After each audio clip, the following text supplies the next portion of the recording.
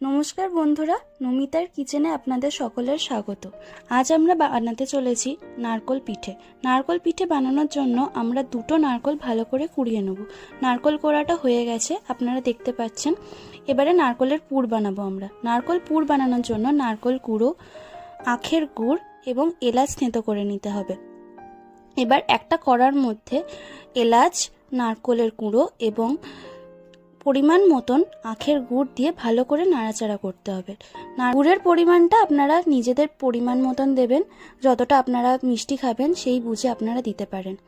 ভালো করে নাড়াচাড়া করার পরে এটা ততক্ষণ নাড়াচাড়া করতে হবে যতক্ষণ না একটা সুন্দর ব্রাউন কালার চলে আসছে এবং এই জলটা, নারকোলের যে জল, সেই জলটা যতক্ষণ না শুকিয়ে যাচ্ছে। আপনারা